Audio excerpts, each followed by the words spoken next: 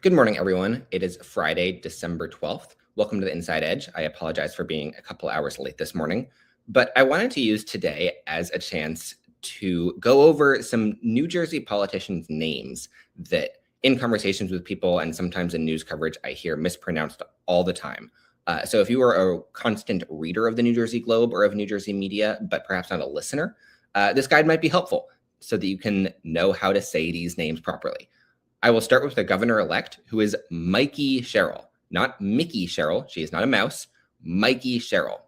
That is not a name that I instinctively would have thought would confuse people, but I've heard it a lot.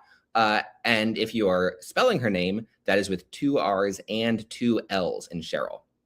And her vanquished opponent for the governor's race, he might be coming up in the news a little bit less because he's not the governor-elect. But in case you have to say his name, it is Jack Ciattarelli.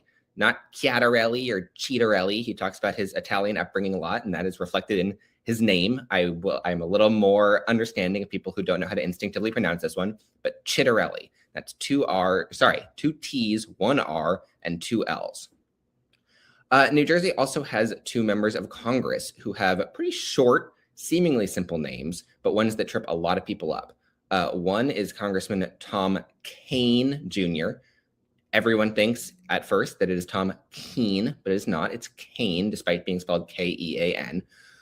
That means kind of entertainingly that it sounds like Assemblywoman Melinda Kane, despite being spelled differently, and it sounds different than Assemblyman Sean Kean, despite being spelled the same. Sean Kean and Tom Kean are not related. And then you've got Congresswoman Nellie Poe, P-O-U. It is not Nellie Poo. If we had gotten Assemblywoman Jenny Poo in Hudson County, then that would have allowed you to make all those kinds of jokes. But with Congresswoman Poe, it does not actually make sense. And a few people, there's a lot of really crowded primaries for various seats this year. And I think most of the names, we'll have to find out when I talk to people, which of the names are actually the ones that are going to trip people up. But I've got a few in mind that I think might not really scan for people.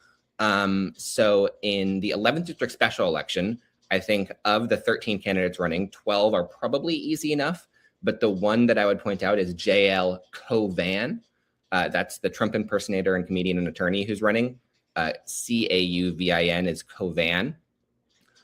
In the crowded 7th District primary, the primary to take on Kane, I think the one that people might get confused by is Somerset County Commissioner Sarah Sooy.